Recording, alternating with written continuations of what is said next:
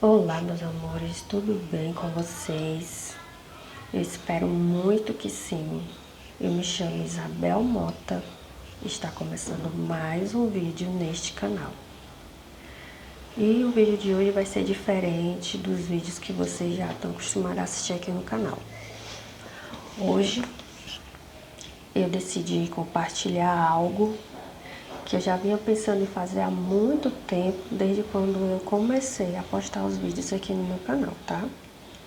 Pra quem não sabe, esse canal é antigo, mas só no ano passado, no finalzinho do ano passado, foi que eu comecei a postar os vídeos, tá? Então, quero compartilhar com vocês um milagre que Deus fez em minha vida, tá bom? Eu não sei a quem ou a quantas pessoas este vídeo vai alcançar. O objetivo aqui não é viralizar o vídeo. O objetivo aqui, com esse testemunho que eu vou falar agora, é alcançar pelo menos que seja uma única vida que esteja precisando ouvir isso, entendeu? Então vamos lá. Deixa eu me apresentar mais uma vez, para quem não me conhece, para quem está chegando aqui através deste vídeo. Eu me chamo Isabel Mota, tá? Sou casada há mais de 6 anos e vamos ver aqui quantos anos fazem. Bom, não sei ao todo quantos anos que eu tenho que fazer esse cálculo, mas eu vou contar aqui, aí eu deixo aparecendo aqui pra vocês. Hoje eu tenho 33 anos, mas aos 13 anos, isso pronto, 20 anos atrás, eu adoeci de uma enfermidade da qual no início os médicos não sabiam certo o que era. Eu comecei com uma leve dormência só em uma perna, que essa dormência não passava. Pelo contrário, só foi aumentando, eu fui perdendo a sensibilidade, fui tendo dificuldade para movimentar essa perna, a perna direita no caso. Alguns dias após, foi para a perna esquerda, né? Foi quando minha mãe me levou para o hospital, o Alberto Seib, aqui de Fortaleza. Lá eu fiquei internada e 15 dias após a internação, toda aquela dormência que eu estava sentindo na minha perna tomou de conta do meu corpo inteiro e foi o suficiente para eu não conseguir mais me mexer. Eu não conseguia mais andar, não conseguia mais fazer movimento com os meus braços, né? A princípio, o médico desconfiava que pudesse ser por conta que eu usava um colete para ajeitar a coluna, né? Porque eu tenho um problema de escoliose.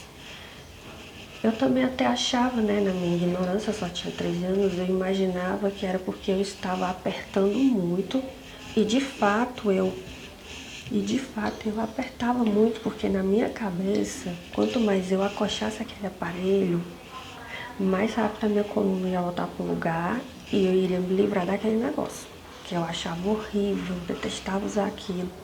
Mas eu usava porque eu precisava. Então, no Alberto Seib, eu fiquei internada, logo de início não tomando nenhum tipo de medicação. Era só para eu conseguir fazer uma ressonância magnética mais rápido. Porque se eu fosse esperar por essa ressonância, eu estando em casa, iria demorar muito e muito. E eu estando internada, iria ser mais agilizado isso daí. Pois bem, esperei por essa ressonância quase um mês, né? Fiz essa ressonância do corpo inteiro. Para quem não sabe, a ressonância magnética é uma máquina bem grande, assim, como se fosse raio-x, né? Radiologia, essas coisas. Que você deita na maca E essa maca vai entrando, conduzindo você para dentro desse túnel. E lá dentro faz muito barulho. Muitas horas, tanto que eles colocam os fones de ouvido para controlar isso. Gente, não ignora o barulho lá fora, mas é porque eu não, sinceramente, eu levantei super cedo para tentar gravar esse vídeo, né? Pra ter ver se não tinha tanto barulho, mas infelizmente aqui é impossível, só se eu gravar de madrugada. Então, fiz, né? E nesse exame surgiu dúvidas, os médicos não tinham certeza do que eu pudesse ter. Tinha 3 possibilidades. Mielite, Guilherme Barreto, parece que é assim, Guilherme Barreto, e uma outra terceira opção, eu não lembro. Só sei que eu lembro muito bem quando a doutora a neurologista pediátrica que cuidava de mim, chegou no quarto e disse assim para minha mãe: mãezinha, nós não sabemos ao certo o que ela tem, mas nós vamos medicar ela, nós vamos chutar, né?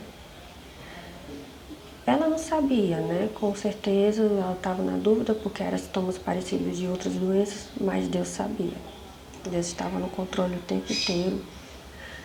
Apesar de eu estar apavorada, eu estava com muito medo. Eu tinha medo de morrer, tinha medo de não conseguir me recuperar, né? 13 anos, praticamente a criança ainda, né? Eu não estava entendendo nada do que estava passando, do porquê daquela situação, né? Então, quando a doutora decidiu medicar, foi necessário ir para a UTI. No dia 4 de dezembro, eu me internei. Isso há 20 anos atrás. Aí vocês diminuem, né? Estamos em 2023, 2003. Me internei e no dia 31 de dezembro, eu fui para a UTI para poder eu receber uma medicação muito forte, que é a imunoglobulina, uma medicação muito forte. Até hoje eu lembro, era tipo aquelas garrafinhas de soro com um líquido amarelo dentro, muito forte. A doutora até comentou que essa é uma medicação que pacientes com câncer também faz esse uso, mas a dose que eu iria tomar não iria causar queda de cabelo, né? Não iria ficar careca. Caiu bastante cabelo, bastante mesmo, mas não cheguei a ficar careca. Eu tinha muito cabelo e até hoje eu não recuperei o meu cabelo todo. Tinha muito cabelo mesmo. E ela precisava me internar na UTI, porque eu estava com dificuldade para respirar, eu não conseguia respirar só se eu estivesse deitada. Eu não conseguia ficar sentada nem para comer, entendeu? Porque se eu sentasse, eu ficava sufocando, procurando ar. Então, eu só ficava deitada e a minha refeição era somente líquido. Algumas vezes tomei soro, somente o soro, porque eu cheguei a desidratar, né? Emagreci muito, muito, muito, né? Porque a pessoa não estava se alimentando bem, é só no líquido.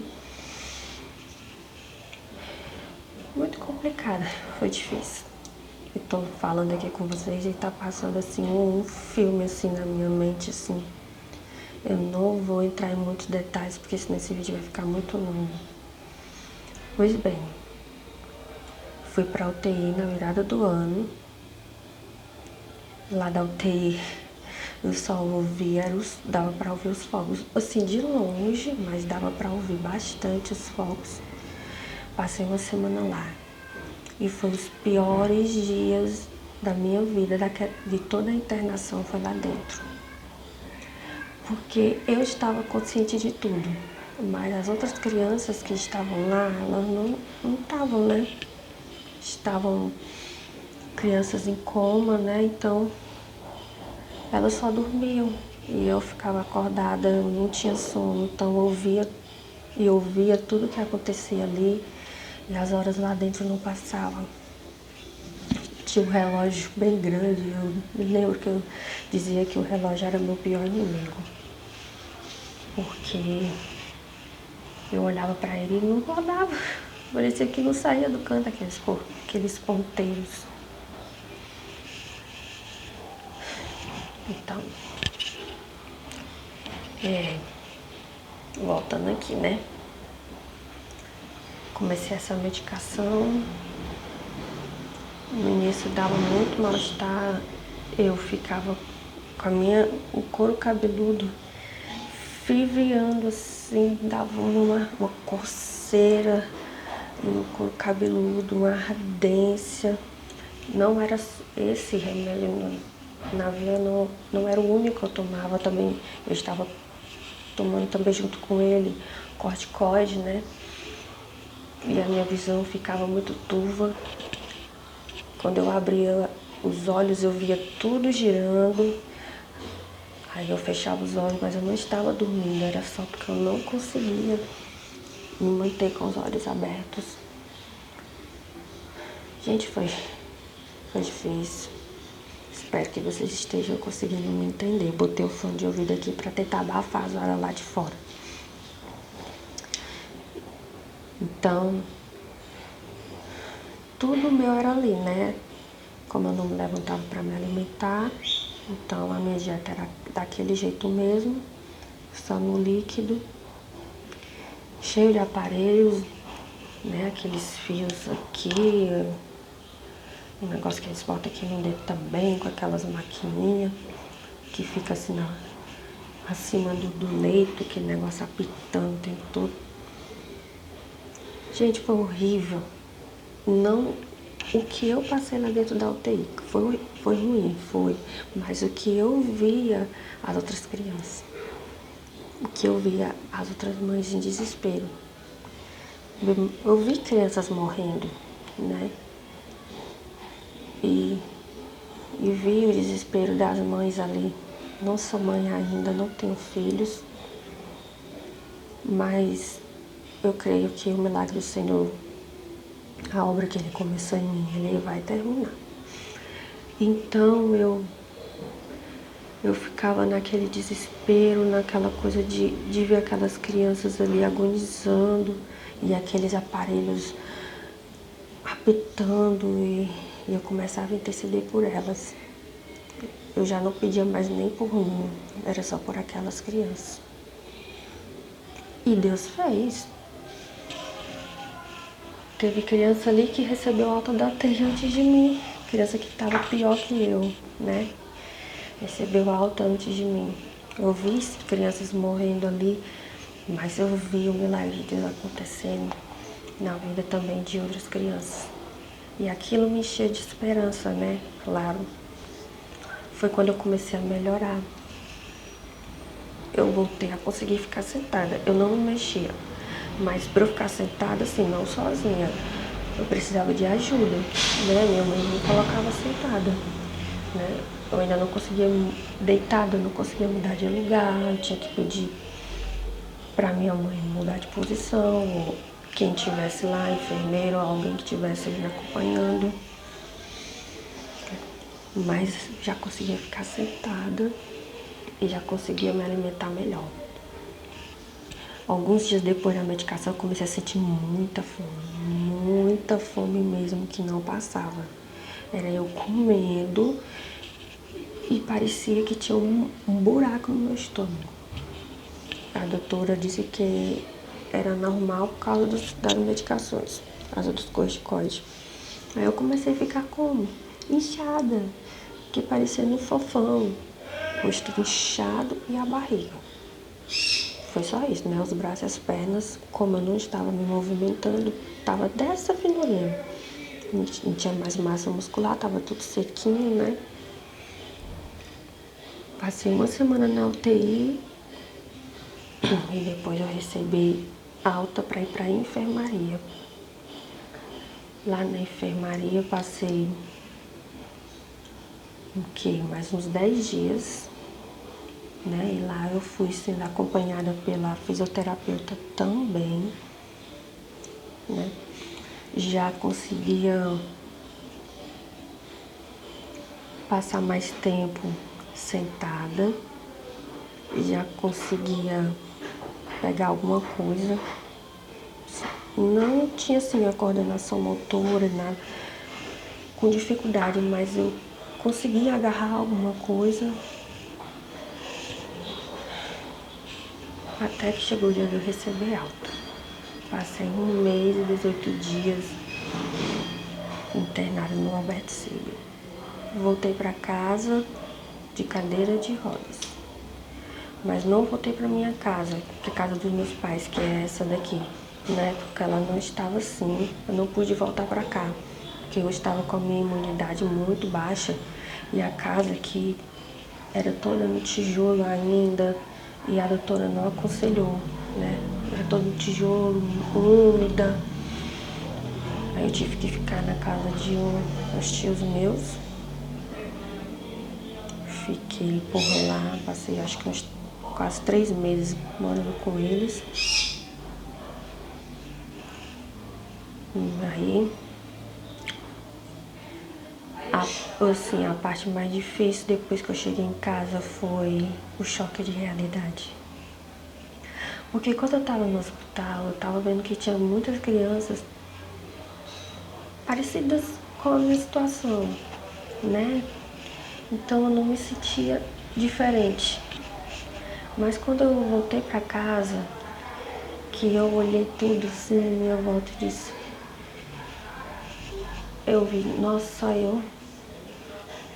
só eu assim, nessa cama, sem poder me levantar, dependendo que alguém me ajude a levantar, sem poder sair daqui, sem poder cuidar de mim nas minhas necessidades mais básicas, eu não conseguia, precisava que alguém fizesse por mim, isso era extremamente constrangedor, principalmente a parte do banho, era muito constrangedor, mesmo que fosse a minha mãe, mas eu ficava com muita vergonha, muita mesmo.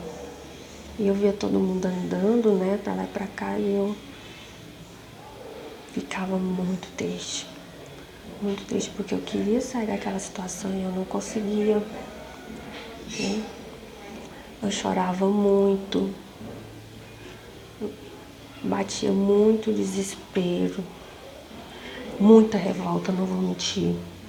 Às vezes eu ficava revoltada contra Deus, eu confesso, revoltada contra Deus, porque eu não entendia. Eu me questionava, eu questionava a Deus, eu, Senhor, por quê? O que foi que eu fiz? Perguntava a Deus, o que foi que eu fiz para eu merecer esse castigo? Eu só tenho 13 anos. Que pecado grande foi esse que eu cometi, que eu não lembro? Para eu estar passando por essa situação, eu perguntava muito isso a Deus, porque eu ficava sem entender, ao ponto de dizer assim, Deus, tanta gente ruim, tanta gente que faz maldade com os outros e elas estão aí bem, com saúde, andando, fazendo suas maldades. E eu aqui, a única coisa que eu faço é estudar e ir para a igreja. Eu me questionava demais mesmo. Mas Deus, Ele é fiel, Ele entende a nossa dor. E nada acontece na vida de um filho dele que pegue Deus de surpresa. Para mim foi uma surpresa, foi um choque, mas para Deus não foi. Eu não entendia na época, minha família também não entendia na época. Mas Deus estava me preparando para algo maior. E era necessário passar por aquilo. E em meio a tanto desespero, Deus falava muito ao meu coração. Mas eu quero deixar um versículo aqui. Vou ler para vocês, tá? Ó. Opa, gente, desculpa que encosto aqui no fone de ouvido. Ajeitar aqui. Olha aqui, ó. Tá lá no livro de Salmos, capítulo 103, versículos 13, 14, 15, 16, 17 e 18. Ou seja, Salmos 103, versículos 13 ao 18. Diz assim: assim como o pai se compadece de seus filhos, assim o Senhor se compadece daqueles que o temem, pois ele conhece a nossa estrutura. Lembra-se de que somos pó. Quanto ao homem, os seus dias são como a erva, como a flor do campo assim floresce. Passando por ela o vento logo se vai, e o seu lugar não será mais conhecido. Mas a misericórdia do Senhor é desde a eternidade e até a eternidade sobre aqueles que o temem, e a sua justiça sobre os filhos dos filhos, sobre aqueles que guardam a sua aliança e sobre os que se lembram dos seus mandamentos para os cumprir. Foi uma das passagens que Deus falou muito ao meu coração, principalmente o versículo 13. Assim como um pai se compadece de seus filhos, assim o Senhor se compadece daqueles que o temem. E o 14. Pois ele conhece a nossa estrutura e lembra-se de que somos pó.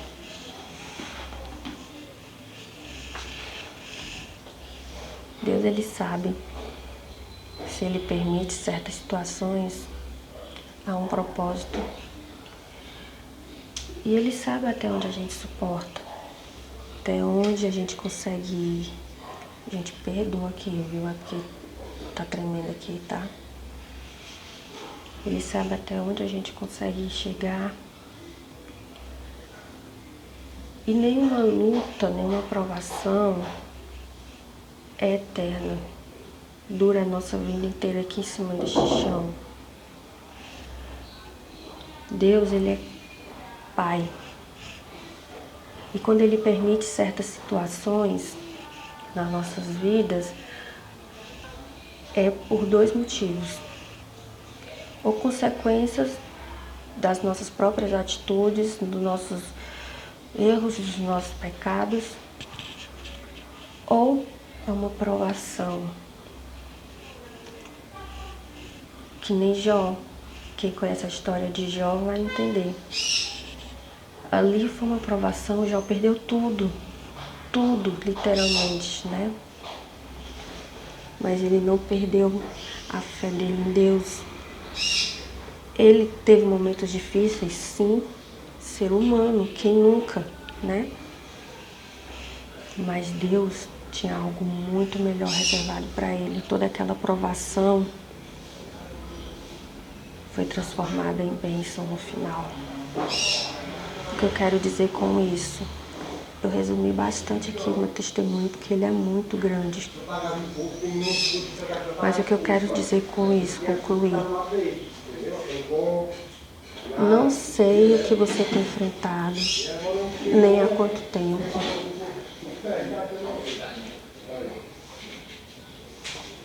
Nem há quanto tempo você tem lutado. Então, o que eu quero dizer é que se você está passando por uma situação difícil, lembre-se que Deus, ele é seu Pai. Se ele está permitindo algo acontecer na sua vida que te desestabilizou, que fez você perder o controle, lembre-se, Deus está no controle. Ele não deixou de te amar. Se você está enfrentando uma dificuldade por consequência de algum pecado, não é sinal daquilo que você está passando que significa que Deus deixou de te amar. Pelo contrário, Se Ele está te corrigindo, é exatamente porque Ele te ama, Ele te quer bem. E Ele quer que você conserte sua vida. Se você está enfrentando uma provação, estava tudo em paz, tudo sob controle, e de repente você tem a impressão de que o chão sumiu debaixo dos seus pés. Lembre-se, Deus está carregando você na palma das mãos dele. Eu entendo que às vezes o desespero chega, a tristeza às vezes toma de conta, mas não deixe isso te dominar. Se apegue em Deus, confie. Confie porque Deus, Ele é Pai. E tudo que Ele começa, Ele termina. Deus não faz nada pela metade. Se essa prova chegou na sua vida, ela vai terminar. Mas passe por ela. Passe, você precisa passar. Você só vai chegar ao final dela se você passar. Se apegue em Deus. A luta não é para nos afastar do Senhor, e sim ao contrário, para nos ajudar a nos aproximarmos mais dele. Reconheça que você é pó e é de Deus que você precisa. Tá difícil com Deus? Impossível sem Ele. Ele te ama. Agora você não entende o porquê da situação, mas quando você passar por tudo que é necessário, lá na frente você vai compreender. Era o que me diziam. Os servos do Senhor me diziam isso no momento que eu não entendia. Mas depois eu iria compreender. Tem muito ainda que acontecer na minha vida. Deus terminou a obra ainda não. Deus ainda não completou. Mas eu creio que Ele vai cumprir. Porque Ele não deixa nada pela metade. Eu creio que em breve vou estar aqui compartilhando um outro milagre. Hoje, eu posso dizer, eu sou um milagre. Um ano depois, eu voltei a sentir tudo de novo. Só que aí eu já estava sendo acompanhada pelo Sara Kubitschek. Não sei se vocês já ouviram falar, se alguém aqui já conhece. É hospital de reabilitação. E lá no Sara eu tive que fazer todos os exames, tudo novamente. Mas eu fiz um que eu ainda não tinha feito. Um específico, é um que tira um líquido da coluna, né? E foi através desse exame que eu fui diagnosticada com esclerose múltipla. Sim. Eu adoeci aos 13, mas eu só fui ter meu diagnóstico com 14 anos, um ano depois. E de lá do Sara eu fui encaminhada para o Hospital das Clínicas, onde eu faço tratamento lá até hoje, da esclerose múltipla e da bexiga, porque eu fiquei com sequelas causadas pela esclerose múltipla. Eu fiquei com sequelas na minha bexiga, eu fiquei com bexiga neurogênica, que os médicos chamam. E eu sou acompanhada no Hospital das Clínicas até hoje, faço tratamento, né? Mas estou aqui, estou de pé, cada dia que eu faço isso, que eu posso respirar sem dificuldade, é uma vitória, é um milagre, e eu só tenho a agradecer. Hoje eu sei, hoje eu consegui compreender o porquê que Deus permitiu, né? Se Ele não tivesse permitido acontecer o que aconteceu, hoje eu não estaria aqui para compartilhar com você o que Deus fez na minha vida, o milagre que Ele operou. Hoje estou de pé. Se você me acompanha aí há algum tempinho, você vai ver que eu faço umas coisinhas aqui, cuido da minha casinha, né? Mas antes eu não estava. Isso é um milagre. Ah, mas Deus não te curou da esclerose múltipla. Deus não me curou. Não significa que Ele não é Deus. Eu tô aqui, eu tô de pé. Eu faço as minhas coisas, eu respiro, eu vou para todo lugar, né? Isso aqui é só um detalhe. Só um detalhe para Deus. Você também é um milagre todo dia. Todo dia você levanta, você se alimenta. Se você trabalha fora, você sai para o seu trabalho. Se você fica em casa, você cuida do seu lar. Se você tem filhos, você cuida de seus filhos. Você é um milagre. Agradeça a Deus. Não fique olhando para aquilo que Ele ainda não fez. Você não sabe se Ele quer fazer. Se Ele não fizer, não significa que Ele não é Deus, de que Ele não está sendo seu Pai, de que Ele não lhe ama. Pelo contrário, Deus só faz aquilo que é bom para nós, porque a vontade do Senhor é boa, perfeita e agradável. Nem tudo aquilo que a gente quer, que a gente pede, Deus vai nos dar, porque Deus já viu o resultado lá na frente. Deus sabe como tudo terminou. A gente não, a gente só vê aqui o momento. Quem é que pode dizer que o seu dia vai terminar maravilhosamente bem?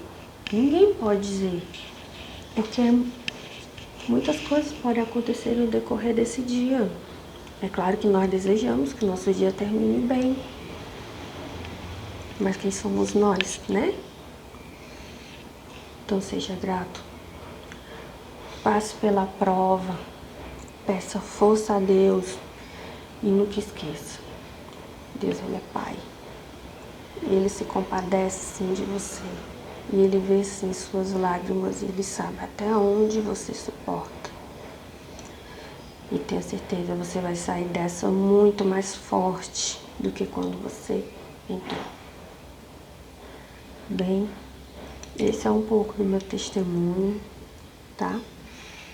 Eu espero muito que vocês tenham conseguido entender o que eu falei, que é difícil de gravar aqui, né? Por causa do barulho, que é muito violento. Eu espero principalmente que Deus tenha falado ao seu coração. Se Deus falar somente com uma única pessoa, essa palavra já gerou. Se Deus falar com apenas uma única pessoa, essa palavra já gerou o efeito que ela precisa se fazer. Então, pessoal, esse foi o vídeo de hoje, tá? Um pouco do meu testemunho. Tentei resumir aqui o máximo, porque ele é muito grande. Eu espero muito, muito de coração, que Deus tenha falado com você, tá? Se você gostou desse vídeo, se Deus falou no seu coração, deixa aí no comentário um amém, tá bom? Deixa um like também se você quiser, tá? Fiquem todos com Deus, meus amores. E até o próximo vídeo. Tchau!